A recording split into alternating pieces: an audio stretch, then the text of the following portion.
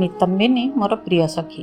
ଦିନେ ଉଦ୍ୟାନରେ ସାନ୍ଧ୍ୟ ସମୀରଣ ସେବନ କରୁ କରୁ ଏକାନ୍ତରେ ସଖୀଙ୍କୁ ପଚାରିଲି, କୃଷ୍ଣ କିଏ? ସଖୀ ମୋତେ ଆଡ଼ନୟନରେ ଚାହିଁଲା। ବଙ୍କିମ ଅଧରରେ ହାସ୍ୟରେଖା ଫୁଟାଇ ପଚାରିଲା, କୃଷ୍ଣଙ୍କଠାରେ କୃଷ୍ଣର କି ପ୍ରୟୋଜନ? ମୁଁ ନିର୍ମଳ ହସ ହସି କହିଲି, ପିତାଙ୍କଠାରୁ ଶୁଣିଛି କେବଳ କୃଷ୍ଣର ନୁହେଁ, କୃଷ୍ଣଙ୍କଠାରେ ସମସ୍ତଙ୍କର ପ୍ରୟୋଜନ। କୃଷ୍ଣର କିଛି ବିଶେଷ ପ୍ରୟୋଜନ ଥିବ ପରା? ନିତମ୍ବିନୀ ଓଠ ଚିପି ହସୁ ହସୁ କହିଲା। ମୁଁ ଶାନ୍ତ ସ୍ୱରରେ କହିଲି, ଶୁଣିଛି ଦିନେ ପୃଥିବୀ ମାତାର ବିଶେଷ ପ୍ରୟୋଜନ ପଡ଼ିବାରୁ କୃଷ୍ଣ ଧରାପୃଷ୍ଠରେ ଅବତରଣ କରିଥିଲେ। ନିତମ୍ବିନୀ ମୋର 2 ଚିବୁକ ଧରି ଗଭୀର ସ୍ୱରରେ କହିଲା, ସଖୀ, କୃଷ୍ଣଙ୍କୁ ଭୁଲିଯାଅ। ଆର୍ତ୍ତ ସ୍ୱରରେ ମୁଁ ପ୍ରଶ୍ନ କଲି, ସେ କି କଥା? ହଁ, ମୋ କଥା ମାନ। ଏକଥା ସତ୍ୟ ଯେ କୃଷ୍ଣଙ୍କଠାରେ ଅଛି ପ୍ରଜ୍ଞା ଓ ଶୌର୍ଯ୍ୟ। ସେ ଦୂରଦର୍ଶୀ, କୂଟନୀତିଜ୍ଞ, ଶକ୍ତିଶାଳୀ ଏବଂ କର୍ମବୀର। ସେ ପ୍ରସ୍ଫୁଟିତ ନୀଳପଦ୍ମ ପରି ସୁନ୍ଦର ଏବଂ ନିର୍ମଳ। ସେ ଆର୍ତ୍ତିର ଅଭୀଷ୍ଟ ପୂରଣ କରନ୍ତି ଏବଂ ସ୍ନେହର ପ୍ରତିଦାନ ଦିଅନ୍ତି। ସେ ଏକ ହାତରେ ଗ୍ରହଣ କଲେ ସହସ୍ର ହାତରେ ଦାନ କରନ୍ତି। ତାଙ୍କର ହୃଦୟ ବିଶାଳ ଏବଂ ମହାନ। ସେ ଅଦ୍ୱିତୀୟ ବୀର ଏବଂ ପରମ ପୁରୁଷ। କିନ୍ତୁ ସେ ଲମ୍ପଟ। 16,000 ଗୋପନାରୀ ତାଙ୍କର ପ୍ରେମିକା। ନାରୀର ହୃଦୟକୁ ଜିଣିବା କଳାରେ ସେ ଏମିତି ପାରଙ୍ଗମ ଯେ ସ୍ୱାମୀ ପୁତ୍ର ସଂସାର ଛାଡ଼ି ଗୋପାଙ୍ଗନାମାନେ ତାଙ୍କର ମୋହନ ବଂଶୀସ୍ୱନ ଶୁଣି ଯମୁନା ତଟରେ ଅଭିସାର ରଚନ୍ତି। ଏ ଅବଶ୍ୟ ତାଙ୍କ କୈଶୋରର କଥା। ଏବେ କିନ୍ତୁ ସେ ପ୍ରଜାପାଳକ, ଧର୍ମଜ୍ଞ, ଦ୍ୱାରକାର ଅଧିପତି। ମୁଁ ମନେ ମନେ ଭାବିଲି, ସବୁ ଶ୍ରେଷ୍ଠ ଗୁଣର ଯିଏ ଅଧିକାରୀ, ତାଙ୍କ ପାଇଁ ସ୍ୱାମୀ ସଂସାର ଛାଡ଼ି ବାତୁଳି ହେବା ସ୍ତ୍ରୀମାନଙ୍କ ପକ୍ଷରେ ନିତାନ୍ତ ସ୍ୱାଭାବିକ। 16,000 ଛାଡ଼ି 7,000 ନାରୀ ଯଦି କୃଷ୍ଣ ପ୍ରେମରେ ବାତୁଳି ହୁଅନ୍ତି, ସେଥିରେ ତାଙ୍କର ଦୋଷ କ'ଣ? ଇଚ୍ଛା ହେଲା ଥରେ ସେଇ ପରମ ପୁରୁଷ କୃଷ୍ଣଙ୍କୁ ଦେଖିବା ପାଇଁ। କେମିତି ତାଙ୍କର ରୂପ? ନିତମ୍ବିନୀକୁ ପଚାରିଲେ ସେ ପରିହାସ କରିବ। କଥାଟାକୁ ବଢ଼େଇ ଅନ୍ୟ ସଖୀମାନଙ୍କୁ କହିବ। ମୋତେ ଚିଡ଼ାଇ ଚିଡ଼ାଇ ପ୍ରାଣ ନେଇଯିବ। କଥାଟାକୁ ସିଧାସଳଖ ନ ପଚାରି ପ୍ରଶ୍ନ କଲି, କୃଷ୍ଣଙ୍କର ବଂଶାନୁଚରିତ ଜାଣ? ନିତମ୍ବିନୀ ହସିଲା। କହିଲା, ବଂଶ ଦେଖନ୍ତି ପିତାମାତା, କନ୍ୟା ଖୋଜେ ରୂପ। କୃଷ୍ଣଙ୍କର ରୂପ ବର୍ଣ୍ଣନା ଶୁଣିଲେ ତମେ ମୂର୍ଚ୍ଛା ଯିବ। ଚେତନା ପାଇବା ମାତ୍ରେ କହିବ, କୃଷ୍ଣ ବିନା ଏ ଜୀବନ ବୃଥା। ସଙ୍ଗେ ସଙ୍ଗେ କୃଷ୍ଣକୁ ଆଣିକି ଦେ, ନଚେତ ଏ ଦେହ ଧରିବି ନାହିଁ। ତାପରେ ମୁଁ କ'ଣ କରିବି?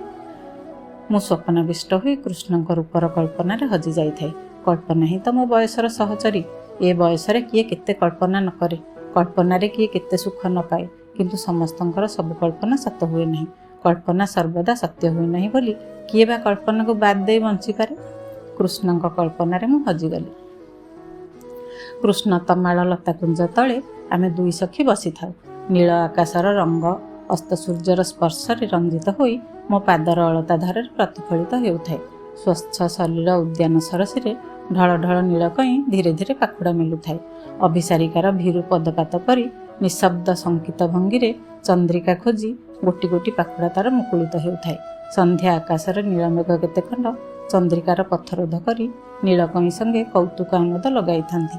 ଏଣେ ଆକାଶର ନୀଳମେଘକୁ ଦେଖି ମୋ ପୋଷା ମୟୂର 2ଟି ପୁଚ୍ଛ ମେଲି ନାଚିବାର ଉପକ୍ରମ କରୁଥାନ୍ତି। ନିତମ୍ବିନୀ କୃଷ୍ଣଙ୍କର ରୂପ ବର୍ଣ୍ଣନା କରୁଥାଏ। ମୟୂର ଚନ୍ଦ୍ରିକାର ତାଳେ ତାଳେ ମୋ ହୃଦୟ ବି କେଜାଣି କାହିଁକି ନାଚି ଉଠୁଥାଏ। ମୁଁ ଭାବୁଥାଏ, କୃଷ୍ଣ କେମିତି? ହୁଏତ ନୀଳ ତମାଳ ପରି କିମ୍ବା ନୀଳମେଘ ପରି ତାଙ୍କର ଦେହର ବର୍ଣ୍ଣ, ନୀଳକଇଁ ପରି ନିର୍ମଳ କୋମଳ ତାଙ୍କର ଚକ୍ଷୁ, ଚକ୍ଷୁର ଦୃଷ୍ଟି, ମୟୂର ଚନ୍ଦ୍ରିକାର ଉଜ୍ଜ୍ୱଳ ନୀଳ ରଙ୍ଗ ପରି ତାଙ୍କ କେଶର ରଙ୍ଗ, ଆଉ ତାଙ୍କର ଅଧର ଅଗସ୍ତି ଫୁଲ ପରି ବଙ୍କିମ ସୁନ୍ଦର, ପଦ୍ମକୋରକ ଭଳି ହସ୍ତପଦ, ନୀଳ ଆକାଶ ପରି ଉଦାର ପ୍ରଶସ୍ତ ବକ୍ଷ, ବସନ୍ତର କୁହୁତାନ ପରି ମନ୍ଦ୍ର ମଧୁର ତାଙ୍କର କଣ୍ଠସ୍ୱର, ହେନା ଫୁଲର ସୁରଭି ଭଳି ତାଙ୍କ ଦେହର ଗନ୍ଧ, ଆଉ ଚମ୍ପାତରୁ ଭଳି ଶ୍ୟାମଳ କୋମଳ ଶକ୍ତ ଆଉ ଦୀର୍ଘ ତାଙ୍କର ଶରୀର। ସମ୍ମୋହିତ ହେବା ଭଳି ମୁଁ ଶୁଣୁଥାଏ ନିତମ୍ବିନୀର ବର୍ଣ୍ଣନା ଚାତୁରୀ ଭିତରେ କୃଷ୍ଣଙ୍କର ରୂପଶୋଭାର କଥା। ନିତମ୍ବିନୀ ମୋତେ ତିର୍ଯକ ଦୃଷ୍ଟିରେ କଟାକ୍ଷୀ ହାଣି ଅଳ୍ପ ଛେପ ଢୁକି କହିଲା, ପୁଣି ମଧୁପାନ କରି କୃଷ୍ଣଙ୍କ ବାହୁବନ୍ଧନର ଅନୁଭବ ଆଉ କୃଷ୍ଣ ପ୍ରେମର ମାଦକତା। ନିଶାଗ୍ରସ୍ତ ଭଳି ମୁଁ ଢଳି ପଡ଼ୁଥାଏ ନିତମ୍ବିନୀର ଆଶ୍ରୟ ଭିତରେ। ସମଗ୍ର ଶରୀର ଥରଥର କମ୍ପି ଉଠୁଥାଏ। ହୃଦୟ ସ୍ପନ୍ଦିତ ହେଉଥାଏ ବିଚିତ୍ର ଆବେଗର ଛନ୍ଦରେ। ଏ ଅନୁଭବ ଆଗରୁ ତ କେବେ ହେଇନି। କ'ଣ ଏହାର ଅର୍ଥ? ଏପରି କାହିଁକି ହୁଏ? ଶୁଣିଲି ନିତମ୍ବିନୀ କାନ ପାଖରେ କହୁଛି, କୃଷ୍ଣ ପ୍ରେମ ଏ ତାରି ଲକ୍ଷଣ। ହେ ପ୍ରଭୁ, ମୁଁ ଏବେ କ'ଣ କରିବି? ଲତାକୁଞ୍ଜ ତଳେ ମୋତେ ସେ ଶୋଇଦେଲା। ପୁଷ୍କରିଣୀ ଭିତରକୁ ଓହ୍ଲାଇଗଲା ଜଳ ଆଣି ମୋତେ ସାଷ୍ଟାଙ୍ଗ କରିବା ପାଇଁ। ମୁଁ ଚେତନା ହରାଇ ନଥାଏ, ସବୁକିଛି ବୁଝିପାରୁଥାଏ। କିନ୍ତୁ ଗୋଟିଏ ସ୍ୱପ୍ନର ପୃଥିବୀରେ ମୁଁ ବିଚରଣ କରୁଥାଏ। ଯୁଆଡ଼େ ଚାହୁଁଥାଏ ଖାଲି ନୀଳ ନୀଳ କୃଷ୍ଣ ନୀଳ, ସାରା ବିଶ୍ୱ କୃଷ୍ଣମୟ, ପ୍ରେମମୟ, ମଧୁମୟ। ମୁଁ ଦେଖୁଥାଏ ଏ ବିଶ୍ୱମୟ କୃଷ୍ଣ, କୃଷ୍ଣମୟ ବିଶ୍ୱ। ସଖୀ ନିତମ୍ବିନୀ ମୋ ମୁହଁରେ ଜଳସିଞ୍ଚନ କରିବା ପୂର୍ବରୁ ନୀଳ ମେଘରୁ କେତେ ବିନ୍ଦୁ ଜଳ ମୋ ମୁହଁ ଉପରେ ଝରି ପଡ଼ିଲା। ମୋର କମ୍ପିତ ଶରୀର ଉପରେ ଟୁପ୍ ଟୁପ୍ ଝରୁଥାଏ ଗୋଟିଏ ଗୋଟିଏ କୃଷ୍ଣତମାଳ ପୁଷ୍ପ।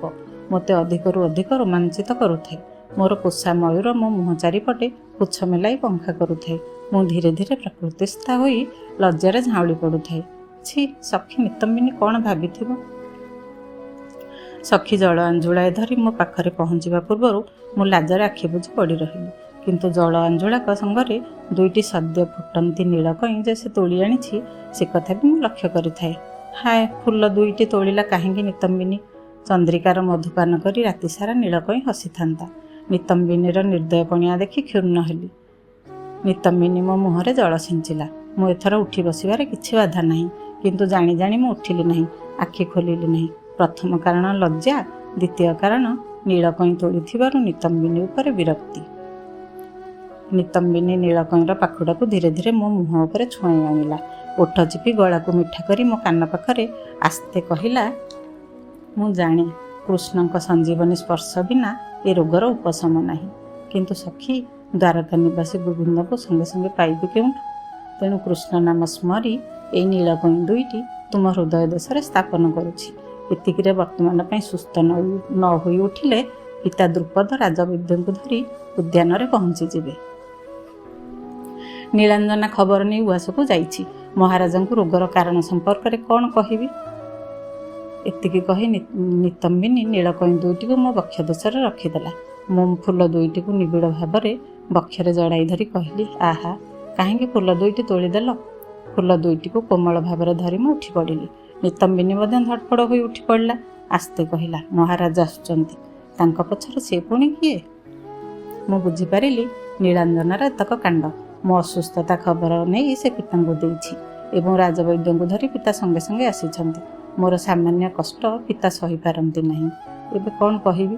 କୃଷ୍ଣଙ୍କ ରୂପ ବର୍ଣ୍ଣନା ଶୁଣୁ ଶୁଣୁ ମୁଁ ମୂର୍ଚ୍ଛା ଗଲି ବୋଲି ଯଦି ନିତମ୍ବିନୀ କହିଦିଏ, ମୁଁ ପିତାଙ୍କୁ ମୁହଁ ଦେଖାଇବି କେମିତି?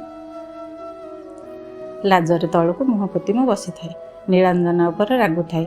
ଏହି ସାମାନ୍ୟ କଥାଟା ପିତାଙ୍କୁ ଜଣାଇବାର କି ଆବଶ୍ୟକତା ବା ଥିଲା? ମୁଁ ବିରକ୍ତ ହେଲି ମନେ ମନେ। ଔଷଧ ପ୍ରତି ମୋର ଘୋର ବିତୃଷ୍ଣା, ତା ସଙ୍ଗେ ସଙ୍ଗେ ରାଜବୈଦ୍ୟଙ୍କ ପ୍ରତି ମଧ୍ୟ। ତେଣୁ ରୋଗ ଶଯ୍ୟାରେ ରାଜବୈଦ୍ୟଙ୍କୁ ଦେଖିବା ମାତ୍ରେ ମୁଁ ଚିଡ଼ି ଉଠେ। ବହୁ କଷ୍ଟରେ ମୋତେ ଔଷଧ ଖୁଆଇବା ପାଇଁ ହୁଏ। ଶୁଣିଲି ପିତା ସ୍ନେହପୂର୍ଣ୍ଣ ଗଳାରେ କହୁଛନ୍ତି, ସବୁ ରୋଗର ନିଦାନ ସ୍ୱୟଂ ଶ୍ରୀକୃଷ୍ଣ ଯେଉଁଠି ଉପସ୍ଥିତ, ସେଠି ରାଜବୈଦ୍ୟକୁ କାଣନ୍ତି କାହିଁକି? ତୁ ଚିନ୍ତା କର ନାହିଁ ମା। ହେନା ଫୁଲର ବାସ୍ନାରେ ସାରା ବଗିଚା ମହକି ଉଠିଲା।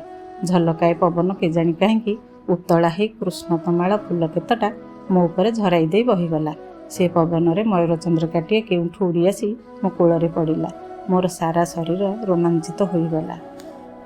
କେଉଁଠୁ ଆସିଲା ଏ ମୟୂରଚନ୍ଦ୍ରିକା? ମୋ ମୟୂର ଦୁଇଟି ଯେ ବହୁବେଳ ହେଲା ଚାଲିଗଲେଣି। ପିତା ସ୍ନେହପୂର୍ଣ୍ଣ ଗଳାରେ କହିଲେ, କୃଷ୍ଣଙ୍କର ଆଶୀର୍ବାଦ ଗ୍ରହଣ କର ମା। ତୁ ଯେ ପରମ ସୌଭାଗ୍ୟବତୀ ହେବାକୁ ଯାଉଛୁ, ଏହା ହିଁ ତାର ନମୁନା। ମୟୂରଚନ୍ଦ୍ରିକାଟିକୁ ସ୍ପର୍ଶ କଲେ କାଳେ ଆଉ ଥରେ ମୂର୍ଚ୍ଛା ଯିବି, ସେ ଭୟରେ ମୁଁ ତାକୁ ଉଠାଇ ନେଲି ନାହିଁ। ନିତମ୍ବିନୀ ମୋ ମନ କଥା ବୁଝିପାରେ। ସେ ଚନ୍ଦ୍ରିକାଟିକୁ ଅତି ଯତ୍ନରେ ତୋଳି ନେଇ କହିଲା, ତମ କବିତା ବହି ଭିତରେ ରଖିଦେବି। ଛି, ନିତମ୍ବିନୀର କାଣ୍ଡଜ୍ଞାନ ନାହିଁ। ମୁଁ ଯେ କବିତା ଲେଖେ, ସେ କଥା କ'ଣ କୃଷ୍ଣଙ୍କର ଜାଣିବା ଉଚିତ? ଯାହାଙ୍କ ପଦରେଣୁରେ ଏ ବିଶ୍ୱ କାବ୍ୟମୟ ହୁଏ, ମୋ କବିତା ଲେଖା ଶୁଣି ସେ କ'ଣ ଭାବିବେ? ତା ଛଡ଼ା ପିତା ମଧ୍ୟ କ'ଣ ଭାବିବେ? ଶୁଣିଲି ପିତା ସ୍ନେହପୂର୍ଣ୍ଣ କଣ୍ଠରେ କହୁଛନ୍ତି, କୃଷ୍ଣଙ୍କର ପଦବନ୍ଦନା କର ମା।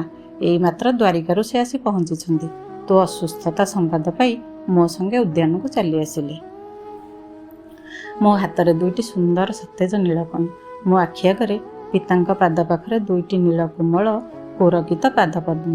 ମୁଁ କି ବା ଛାର ବିଶ୍ୱର ଶ୍ରେଷ୍ଠ କାବ୍ୟକାର ମଧ୍ୟ ସେ ପାଦ ଦୁଇଟିର ବର୍ଣ୍ଣନା କରିପାରିବ ନାହିଁ। ସେ ପାଦ ଦୁଇଟିରେ କି ସମ୍ମୋହନ ଶକ୍ତି ଥିଲା କେଜାଣି? ମୁଁ ଯନ୍ତ୍ରଚାଳିତ ଭଳି ନୀଳକଇଁ ଦୁଇଟିକୁ ସେ ପାଦ ଉପରେ ଥୋଇଦେଇ ଅଶ୍ରୁ ଜଳରେ ସେ ପାଦକୁ ଧୋଇଦେଲି। ପ୍ରଥମ ଦେଖାରେ କୃଷ୍ଣଙ୍କର ପାଦ ଦୁଇଟିକୁ ହିଁ ମୁଁ ଦର୍ଶନ କଲି। ପିତାଙ୍କ ସଙ୍ଗେ କୃଷ୍ଣ ଉଆସକୁ ଫେରି ଯାଇଥିଲେ। ସେ ଅଦୃଶ୍ୟ ହେବା ପର୍ଯ୍ୟନ୍ତ ମୁଁ ଧ୍ୟାନମଗ୍ନ ହୋଇ ବସିଥାଏ, ଆଖି ତୋଳି ଚାହିଁ ନଥାଏ। ନିତମ୍ବିନୀ ମୋତେ ହଲାଇ ଦେଇ କହିଲା, ସଖୀ, ଏ କ'ଣ କଲ? ବକ୍ଷ ଦେଶରେ ସ୍ଥାନ ଦେଇଥିବା ନୀଳକଇଁକୁ କୃଷ୍ଣଙ୍କ ପାଦରେ ଅର୍ଘ୍ୟ କରିଦେଲ। ଏବେ କ'ଣ କରିବ? ମୁଁ ବିହ୍ୱଳ ହେଇ କହିଲି, କହ ନିତମ୍ବିନୀ, ଏବେ କ'ଣ କରିବି? ସାରା ରାତି ସେଇ ପାଦ ଦୁଇଟିର ବର୍ଣ୍ଣନା କରି ମୁଁ କବିତା ଲେଖିଲି। ତେବେ ମଧ୍ୟ ମନ ବୁଝିଲା ନାହିଁ। ଭାବିଲି, ଯାହାର ପାଦ ଦୁଇଟିର ବର୍ଣ୍ଣନା ମୋ ଶକ୍ତିର ବାହାରେ, ତାର ମୁଖ, ଆଖି, ଅଧର ଏବଂ ବ୍ୟକ୍ତିତ୍ୱର ବର୍ଣ୍ଣନା କରି କି କବିତା ମୁଁ ଲେଖିବି? ଯଦି ବି ଲେଖିପାରିବି ନାହିଁ, ତେବେ କାହିଁକି ଆଉ କବିତା ଲେଖିବି? ସମସ୍ତଙ୍କ ମନ ଭିତରେ କବିତା ଥାଏ। କେହି ଲେଖେ, କେହି ଲେଖେ ନାହିଁ। ମୁଁ କିନ୍ତୁ ଲେଖେ। ଯେତେବେଳେ ଯେଉଁ ଭାବନା ମନକୁ ଆସେ ତାକୁ କବିତାରେ ରୂପ ଦିଏ। ମୋର ଉପଯୁକ୍ତ ଶିକ୍ଷା ପାଇଁ ପିତା ସମସ୍ତ ବ୍ୟବସ୍ଥା କରିଥିଲେ। ମୁଁ ଯେ ବିଦୁଷୀ ଏବଂ ଜ୍ଞାନ ପିପାସୁ, ଏକଥା ମୋର ଶିକ୍ଷାଗୁରୁମାନେ ପିତାଙ୍କୁ କୁହନ୍ତି। ଖୁବ୍ ଶୀଘ୍ର ମୁଁ ଅନେକ ଶାସ୍ତ୍ର ପଢ଼ି ଆୟତ୍ତ କରି ନେଇଥିଲି। ଗଣିତ ଶାସ୍ତ୍ର, ଗୃହ ବିଜ୍ଞାନ, ଚିତ୍ରାଙ୍କନ, ରନ୍ଧନ, ପୁଷ୍ପସଜା, ଅତିଥି ସତ୍କାର ଇତ୍ୟାଦି ସମସ୍ତ ବିଦ୍ୟାରେ ମୁଁ ନିପୁଣ ଥିଲି। ପ୍ରତ୍ୟେକ ବିଭାଗ ଶିକ୍ଷା ଦେବା ପାଇଁ ପିତା ଭିନ୍ନ ଭିନ୍ନ ଗୁରୁଙ୍କୁ ନିଯୁକ୍ତି ଦେଇଥିଲେ। ମାତ୍ର କବିତା ଲେଖା ଶିକ୍ଷା ଦେବା ପାଇଁ କୌଣସି ଗୁରୁ ନିଯୁକ୍ତି ପାଇନଥିଲେ। କବିତା ଲେଖିବା ପାଇଁ ମୋର ମନ ହିଁ ମୋତେ ପ୍ରେରଣା ଦେଇଥିଲା। ମୋର କଳ୍ପନା ହିଁ ମୋତେ କବିତା ଲେଖା ଶିଖାଇଥିଲା। ତେଣୁ ସେ ବିଦ୍ୟାଟି ମୋର ନିଜସ୍ୱ କଳା। ପିତା ସେ କଥା ଜାଣିବେ କେମିତି? ଆମ ଘରେ ଅନେକ ସମୟରେ ଶାସ୍ତ୍ର ଆଲୋଚନା ହୁଏ। କାବ୍ୟ କବିତାର ଆସର ବସେ। ବହୁ ପଣ୍ଡିତ, କବି, ବିଦ୍ୱାନ ମଣ୍ଡଳୀ ପିତାଙ୍କ ନିମନ୍ତ୍ରଣରେ ଆଲୋଚନା ଚକ୍ରରେ ଭାଗ ନିଅନ୍ତି। ଏସବୁ ହୁଏ କେବଳ ମୋରି ପାଇଁ। କାରଣ ପିତା ଜାଣନ୍ତି, ନୃତ୍ୟ, ଗୀତ, ଆମୋଦ ପ୍ରମୋଦ ଅପେକ୍ଷା ଏସବୁ ମୋତେ ବେଶୀ ଭଲ ଲାଗେ। ମୁଁ ମଧ୍ୟ ସବୁ ଆଲୋଚନାରେ ଭାଗ ନିଏ। ପଣ୍ଡିତମାନଙ୍କ ଦ୍ୱାରା ମୋର ଅନେକ ସନ୍ଦେହ ଦୂର କରାଇ ନିଏ। ମୋର ଜ୍ଞାନ ପିପାସା ମେଣ୍ଟାଇ ଦେବାକୁ ଚେଷ୍ଟା କରେ। ମାତ୍ର ଅନନ୍ତ ମୋର ଜ୍ଞାନ ପିପାସା, ତାହାର ଶେଷ ନାହିଁ। ଥରେ ବେଦବ୍ୟାସ କୃଷ୍ଣ ଦୈପାୟନଙ୍କ ଠାରୁ ଶାସ୍ତ୍ର ଆଲୋଚନା ଶୁଣୁ ଶୁଣୁ ମୁଁ ଏତେ ବିହ୍ୱଳ ହୋଇଗଲି ଯେ ପ୍ରଶ୍ନ କଲି, ମହାଶୟ, ସାରା ସୃଷ୍ଟିର ଯେତେ ଶାସ୍ତ୍ର ଗ୍ରନ୍ଥ ଏବଂ ଜ୍ଞାନ ଅଛି, ତାକୁ ଆୟତ୍ତ କରିବା ପାଇଁ ମୋର ସମଗ୍ର ଜୀବନ ଯଦି ଯଥେଷ୍ଟ ନ ହୁଏ, ତେବେ ମୁଁ କି ଉପାୟ କରିବି? ବେଦବ୍ୟାସ ହସି ହସି କହିଲେ, ତମର ନାମ କୃଷ୍ଣା ନ ହୋଇ ତୃଷ୍ଣା ହୋଇଥିଲେ ଭଲ ହୋଇଥାନ୍ତା। ମା ତୃଷ୍ଣା ଦୁଃଖଦାୟକ, କିନ୍ତୁ ଜ୍ଞାନର ତୃଷ୍ଣା କେବଳ ଆନନ୍ଦ ପ୍ରଦାନ କରେ। ଜ୍ଞାନର ତୃଷ୍ଣା ଗୋଟିଏ ଜନ୍ମରେ କ'ଣ, ସହସ୍ର ଜନ୍ମରେ ବି ମେଣ୍ଟିପାରେ ନାହିଁ। ଜଳପାନ କଲେ ତୃଷା ଦୂର ହୁଏ, କିନ୍ତୁ ଜ୍ଞାନପାନ କଲେ ଜ୍ଞାନର ତୃଷା ବଳବତ୍ତର ହୁଏ। ତୃଷା ମେଣ୍ଟିଗଲେ ଜ୍ଞାନର ପଥରୁଦ୍ଧ ହୁଏ। ଅନନ୍ତ ସମୟର ବେଳାକୁ ଜ୍ଞାନର କ୍ଷୁଦ୍ର ଚିତ୍ର ବିଚିତ୍ର ସାମୁକା ସବୁ ସାଉଣ୍ଡୁ ସାଉଣ୍ଡୁ ଯଦି ଜୀବନ ସରିଯାଏ, ତେବେ ସେଇ ତ ସାର୍ଥକ ଜୀବନ। ମୁଁ ଆହ୍ଲାଦିତ ହୋଇ ପ୍ରଶ୍ନ କଲି, ଯେତେ ସବୁ ଗ୍ରନ୍ଥ ମୋର ଗୁରୁମାନେ ଦେଇଥିଲେ ମୁଁ ପଢ଼ି ଶେଷ କରିଛି, ଆଉ କେଉଁ ଗ୍ରନ୍ଥ ପଢ଼ିବି? ବେଦବ୍ୟାସ ହସି ହସି କହିଲେ, ଜ୍ଞାନ ଆହରଣ ପାଇଁ ଗ୍ରନ୍ଥର କ'ଣ ଅଭାବ ଅଛି? ଏ ବିଶାଳ ବିଶ୍ୱ ହେଉଛି ସର୍ବଶ୍ରେଷ୍ଠ ଗ୍ରନ୍ଥାଗାର। ବିଶ୍ୱମୟଙ୍କର ସମସ୍ତ ସର୍ଜନା, କୀଟାଣୁ ଭୂତାଣୁ ଠାରୁ ଆରମ୍ଭ କରି ଗ୍ରହ ନକ୍ଷତ୍ର ପର୍ଯ୍ୟନ୍ତ ସମସ୍ତେ ହେଉଛନ୍ତି ସେହି ଗ୍ରନ୍ଥାଗାରର ଏକ ଏକ ମହାନ ଗ୍ରନ୍ଥ। ଏ ପୃଥିବୀର ଧୂଳିକଣା ସହ ମଧ୍ୟ ମୁହୂର୍ତ୍ତ ମୁହୂର୍ତ୍ତର ଅନୁଭୂତି ହେଉଛି ସେସବୁ ଗ୍ରନ୍ଥମାନଙ୍କର ଗୋଟିଏ ଗୋଟିଏ ପତ୍ର। ତେଣୁ ଜୀବନର ପ୍ରତ୍ୟେକଟି ଅନୁଭୂତ ଅଧ୍ୟୟନର ବସ୍ତୁ। ପୃଥିବୀରେ ଶାସ୍ତ୍ରକାର, ପଣ୍ଡିତ, କାବ୍ୟକାର, ମୁନି ଋଷି, ବିଦ୍ୱାନ ବ୍ୟକ୍ତିଗଣ ଜୀବନ ସାରା ଅଧ୍ୟୟନ କରି ମଧ୍ୟ ତାର ରହସ୍ୟ ଉନ୍ମୋଚନ କରିପାରି ନାହାନ୍ତି। ମା, ତମର ଆଉ ଗ୍ରନ୍ଥ ପଢ଼ିବାର ଆବଶ୍ୟକତା ନାହିଁ। ଏଣିକି ଜୀବନକୁ ଅଧ୍ୟୟନ କର, ଜୀବନର ମହାନତାକୁ ପ୍ରତିପାଦନ କର। ଏ ପୃଥିବୀରେ ଈଶ୍ୱର ଯାହା ଦେହରେ ଜୀବନର ସ୍ପନ୍ଦନ ଦେଇଛନ୍ତି, ତା ପଛରେ କିଛି ନା କିଛି ମହତ ଉଦ୍ଦେଶ୍ୟ ନିହିତ ଅଛି। ସାଧାରଣ ଜୀବନ କାଟିବା ତମ ଜନ୍ମର ଉଦ୍ଦେଶ୍ୟ ନୁହେଁ। ତମ ପାଇଁ ଜୀବନରେ ଅନେକ ବିଚିତ୍ର ରୋମାଞ୍ଚକର ଘଟଣାବଳୀ ଅପେକ୍ଷା କରି ରହିଛି। ତାହା ହିଁ ହେବ ତମ ଜୀବନର ଚରମ ଅଧ୍ୟୟନ। ସେଥିରେ କୃତିତ୍ୱ ଅର୍ଜନ ପାଇଁ ନିଜକୁ ପ୍ରସ୍ତୁତ କର। ମହାମୁନି ବେଦବ୍ୟାସ ଭବିଷ୍ୟଦ୍ରଷ୍ଟା। ମୋ ଜୀବନ ସମ୍ବନ୍ଧରେ ତାଙ୍କର ଭବିଷ୍ୟବାଣୀ ଯେ ଅକାଟ୍ୟ, ଏଥିରେ ସନ୍ଦେହ ନାହିଁ। ଜୀବନ ସମ୍ବନ୍ଧରେ ମୁଁ ନାନା କଳ୍ପନା ଜଳ୍ପନା କରିବାକୁ ଲାଗିଲି। ସେ କଳ୍ପନାକୁ ମୁଁ କବିତାରେ ରୂପାୟିତ କରି ଆତ୍ମତୃପ୍ତି ଲାଭ କରୁଥିଲି। କିନ୍ତୁ ଆଜିର ଅନୁଭୂତିକୁ ଭାଷା ଦେଇ କବିତାରେ ରୂପାୟିତ କରିବା ମୋ ଶକ୍ତିର ବାହାରେ। ଯେଉଁ ଅନୁଭୂତି ଅଲିଭା ଅକ୍ଷରରେ ହୃଦୟରେ କବିତା ହିଁ ଲେଖି ହେଇଯାଏ, ତାକୁ ଲେଖନୀରେ ଫୁଟାଇ ଅନ୍ୟମାନଙ୍କ ପାଇଁ ଲେଖି ହୁଏ ନା। କାରଣ ସେ କବିତାର ପ୍ରତ୍ୟେକଟି ପଂକ୍ତିର ସ୍ପନ୍ଦନ ନିଜସ୍ୱ, ଏକାନ୍ତ ନିଜସ୍ୱ।